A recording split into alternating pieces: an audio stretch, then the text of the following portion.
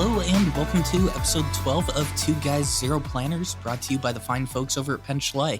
If you want 10% off site-wide, fast free shipping on any order over $50 in the continental United States, and honestly, just killer deals on a wide selection of stationery items, head on over to PenBBS.com, click on that radio podcast link at the top of the page, and enter Two Guys for that site-wide savings.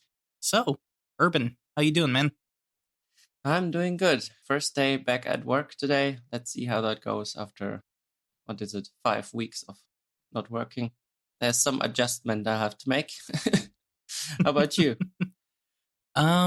Well, my entire review schedule just got thrown up in the air for reasons.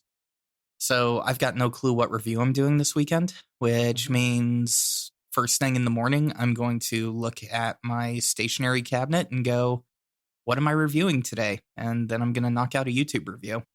Okay. And then maybe work some overtime because, well, fountain pens, man. Gotta buy them all. Well, actually, no, please purchase responsibly. Don't buy them all. Unless you're a millionaire, then yes, buy them all. Yeah, exactly. Speaking of big numbers, though, bullet point number 1, you've got more than 600 accounts on FPC. Nice job. Yeah, I don't know. I'm still surprised. Every time we talk about it, I'm still surprised. Honestly, as long as you don't become like the next Facebook and start being an evil corporation selling people's information, I think you'll be okay. Yeah, that's true. Yeah. And one of these days, I'll come up with what to work on next and maybe even do it. I haven't had that much motivation recently to continue with it, but I guess one of these days I'll find something small to start with and then we'll see how it goes. Well, you could always ask the community and see what they, see what kind of features they'd like to see added or something. Yeah, I mean, I'm there's various things, various people have talked to me about. It's just finding the time for it. More. That's more the issue, I guess. God knows I wouldn't have the skill to do any of that. So hats off to you. Oh, thank you. So how quick did you get up to 600? I'm trying to think. How long has FPC been going? June 2017. So coming up on 2 years, if we go off of that. Yeah. Always good to do some number reflection. Yeah, that's true. What's the most inks up to now? Like, who's on the leaderboard there? I don't have it up at the moment, so yes, I'm being lazy. The leaderboards. Wow. Total most number of actual inks is Denise with almost 1,500. Wait, there's that many different inks? I'm sure there's more. Okay, that's crazy. And number 2 is Jessie. I'm not surprised that those two are at the top. But I mean, the interesting ones. I mean that there's a lot of there's a lot of ink samples in that number, of course. Then you have Yvgenii, so Macchiato Man, with 1,018 bottles of ink, actually. That's got to be expensive. Yes. I mean, even if you assumed, like, with the average of the cheaper inks like Krishna that sell for $8 a bottle here, to the more expensive ones that are going to run you $30, $40 like the Colorverse inks, you're looking at an average price of about $20 a bottle. So for 1,000 individual bottles, that's pretty expensive. Yeah, and he basically all entered them by hand into the system. Ay. I only helped with. No, I didn't help with any. So after he had entered the 100 Sailor Ink Studio inks, I sort of took that data and added them for someone else. But he entered everything by hand, which is also amazing. That is rather insane. Speaking of inks, though, you've got some Diamine inks to talk about this week. Yeah, I got some of the new Germany or shop exclusive Diamine inks. So the two new Germany exclusive ones are Purple Rain and Smoke on the Water. Purple Rain is very, very dark purple. Depending on the nib, you almost can't even see that it's purple and not black. And Smoke on the Water is teal. And they both have some sheen. I haven't... I mean, they're not as crazy as some other. Right, you're not going to have like an organic studio Walden Pond sheen fest going on. Yeah, smearing all over the place. Yeah, never drying for 5 weeks. Yeah, exactly. Yeah, I had to throw away one of my messenger bags because of that ink. Yeah, like some dry flakes got in it, and anytime anything slightly moist got into that bag, it ruined everything in there. Yeah, I mean, at some point, I think I saw a Instagram post from Organic Studios where they said they actually recommend diluting nitrogen. I wish I had known that before putting it in like half of my pens and then just tossing out the entire bottle. Yeah, I mean, maybe at some point I'll try mine again and then dilute it a bit because it's hard starts all over the place and stuff. So, which of the two of the new Diamine ones do you like more? The darker purple or the teal? I don't know. I mean, the Purple Rain seems to be much wetter, so that's it's nice to use, and then you even get some purple to show through. I think I first put it into an EF nib, and it was just basically black, so that wasn't that much fun. I don't know. They're both nice. I think Purple Rain is the nicer one. Okay, so Smoke on the Water is kind of just a flat teal, kind of a dark flat teal, medium dark. It's not too dark. It also sheens. Yeah, it's not bad. I think the other one's nicer. Okay. Well, yeah. Maybe I'll have to try some. And then the other one is Diamine Ortloff. So Ortloff is a stationery store in Cologne. So it's even harder to get outside of Germany because, well, it's a store exclusive ink. Mm-hmm. And I've been helping people with that ink. So I've already sent 2 bottles to Poland and 4 to Canada. Let's hope they all arrive without leaking. So is that kind of like a orangish, reddish ink, or what is it? Yeah, that's actually a dark, well, not a dark red, I'd say, and has some gold sheen or gold green, something like that, but also not over the top. So like almost a more reddish copper, almost like a tarnished copper. How it gets that nice deep, sometimes red, depending on like what you've been tarnishing it with. Yeah, maybe a bit brighter red. Now I've got it visualized in my head. Mm-hmm. Okay, that makes more sense. See, when it comes to colors, I try to visualize things as best I can. Yeah, I mean, images are also always difficult because it's either the monitor or the camera, or just for fun. They are off in color, I guess. Well, and when you were describing the color, the very first thing that popped into my head was a copper pipe that had been like fire blued and then just tarnished and then oxidized and then like everything but just standard patina. And why I visualized that is beyond me. There you go, man. There's the active imagination that I get to work with. Yeah. Yeah. So I have those 3 inks inked right now. I dug out my Wingsung 618s with the Fude nibs, and they're a lot of fun. Those pens. I had forgotten how nice they are to use. I occasionally find myself reaching for the Fude nib that you sent me as well. Honestly, I need to find myself reaching for more of my pens, but yeah, I broke out Fire on Fire with the Fude nib and finally got some of the crazy sheen on some Tomoe River that I was hoping for. Okay. It just took an insane nib to do it. I guess really as far as inks go, that's really the only new one that I've acquired, other than a whole bunch of samples from Andrew Bailey over on Slack. Mm-hmm. He gave me my first pink ink. Yeah. I think we talked about it last episode. Yeah, that's true. Yeah. It's actually inked up full time now. I don't know how it happened. I don't know who got a hold of my pen or who convinced me to do it, but Okay. my Pilot Elite is inked up with Tasia which one is it? Tasia Momo? Mm-hmm. Yeah, that one. It's crazy, but I like it. Question mark at the end of that one. Yeah, I mean, sometimes it's surprising which colors work and which don't, and how minute differences can sort of make or break a color for you. See, I blame Brad. I was on a nice blue kick until Fire on Fire came out. And now I'm experimenting with color again, and it's all his fault.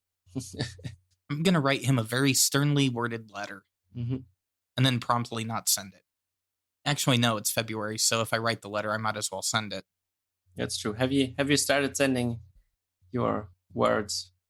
No, I forgot completely. Mm-hmm. I'm going to make it up to him, though. I don't know how I'm going to make it up to him, but I'm going to make it up to him. I'm thinking Right. it may include glitter Mm-hmm. and tiny strips of paper with one word each, and having him hunt through the pieces of glitter and confetti to find all the words to the letter. Yeah, glitter. The Yeah, kids love it. he may hate me after that. Mm-hmm. Actually, it's kind of sad. He beat me to the letter writing. I've got one of his letters unopened on my counter right now, along with 7 others that I need to respond to. Mm-hmm. Yeah, I'm doing horrible to NaCoWriMo. Yeah, I think I have 3 letters to reply to. But I mean, I had 5 weeks to do it, right? I basically had nothing else to do. Yeah, Tuesday's mail day, so I'll probably get caught up tomorrow during my free time if I decide to have free time. I need to finally get that pen rest out to you. So that's going to happen on Tuesday. Okay, cool. It was going to happen tomorrow, but turns out I totally forgot it was a federal holiday over here.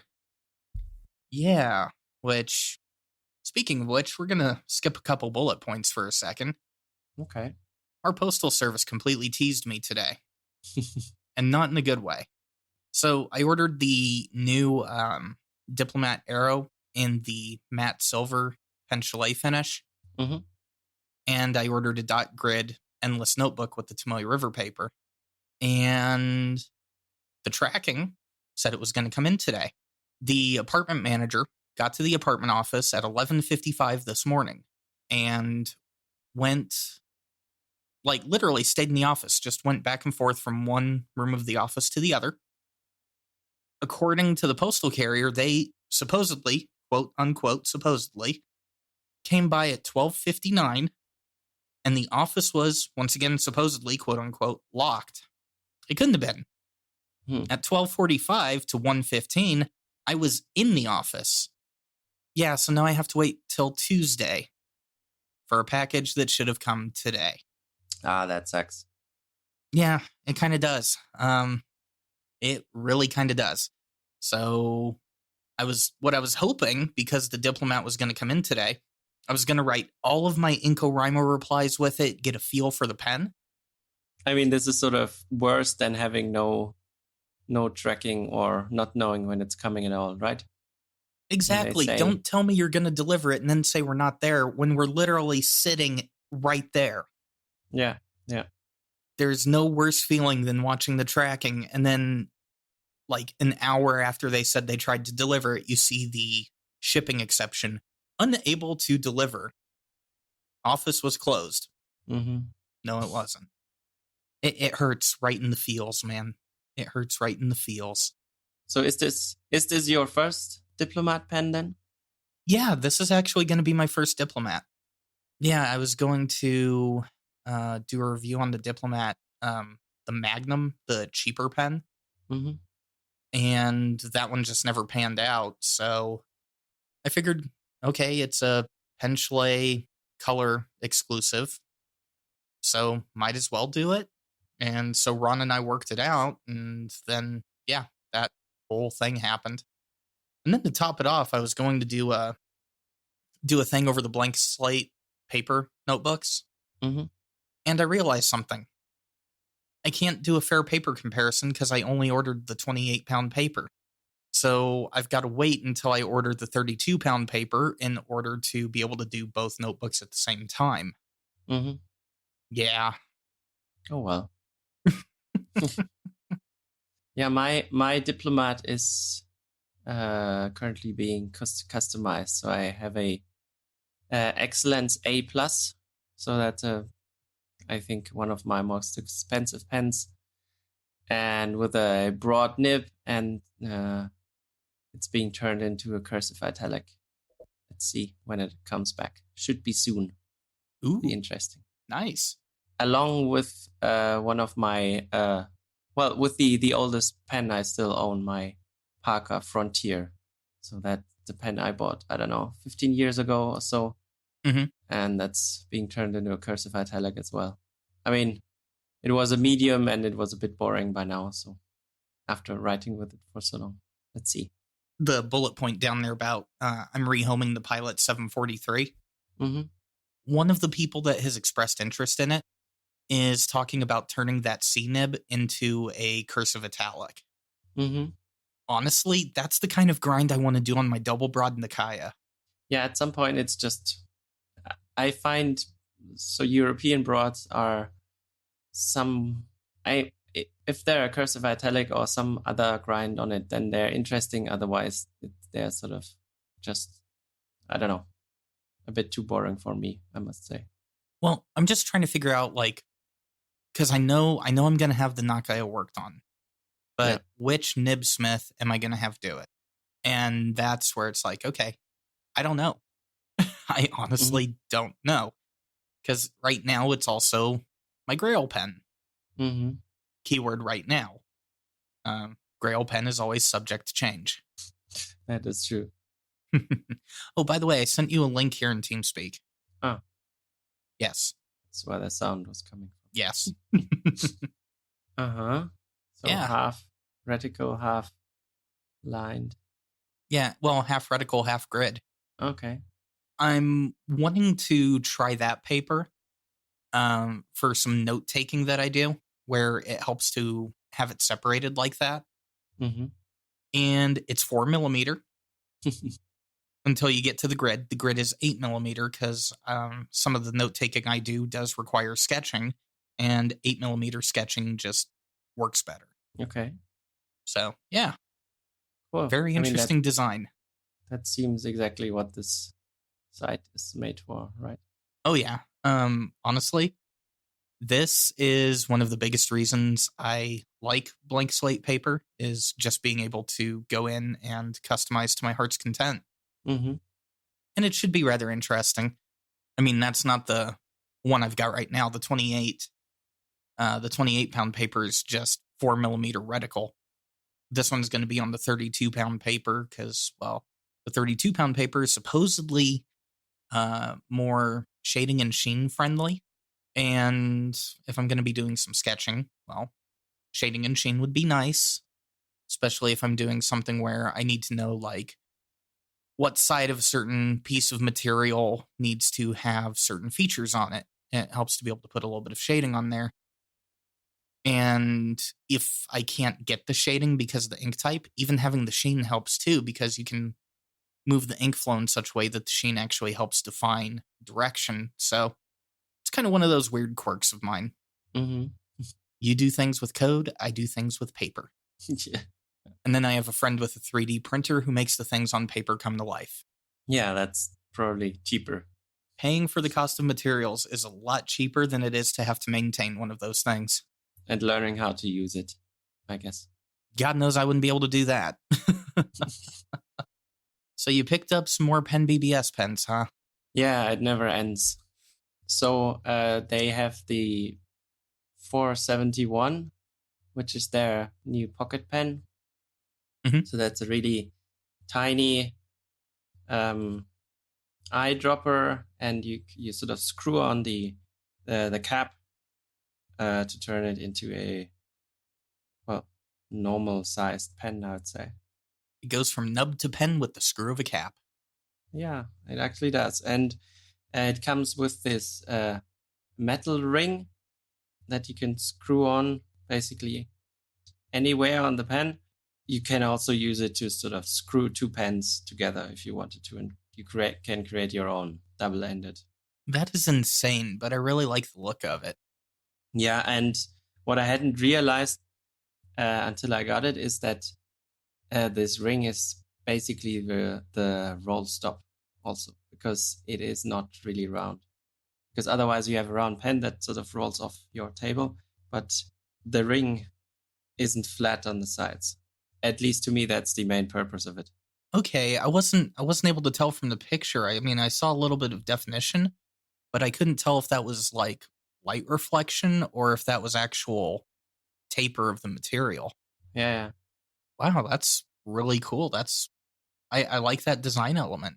Yeah, that was surprising, but yeah, and then I got a 308, so this is their standard cigar-shaped, because that was the one missing from all the acrylic pens they've done, and I thought, okay, maybe I should also get one of those. Well, I like the material that you got it in. Yeah, and I thought if I get one, I should get one in a bit of a crazy material. Every time I see a pen that looks like that, all I can think is, man, I really want a coconut grape snow cone.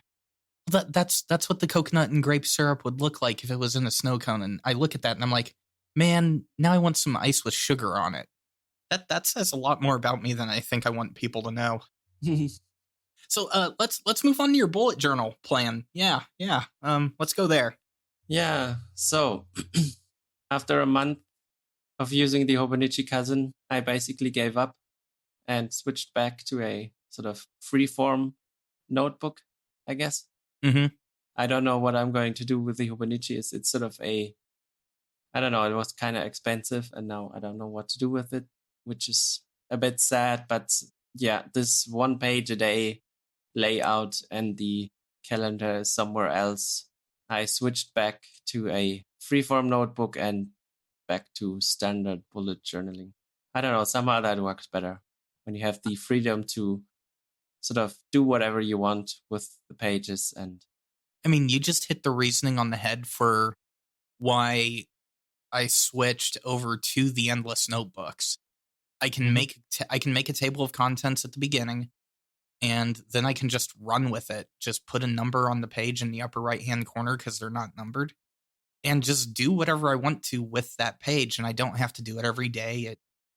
If I need to write something down, or if I feel like I want to write something down, then I've got a notebook there. I just don't feel obligated to do it.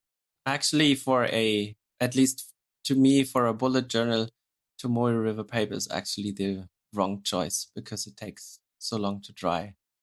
And in that case, I don't care that much about the shading or the sheen or whatever. I want to close the notebook when I'm done and not wait 20 seconds or so. Right.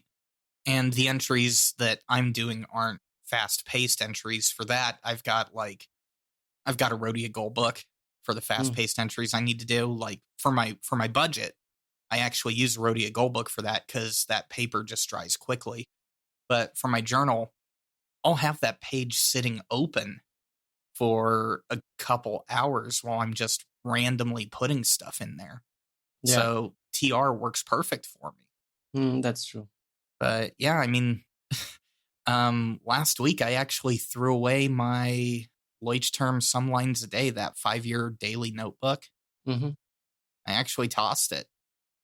After a year and a half, I was like, I cannot keep up with this writing everyday obligation in this one notebook. I just can't. It feels constrictive.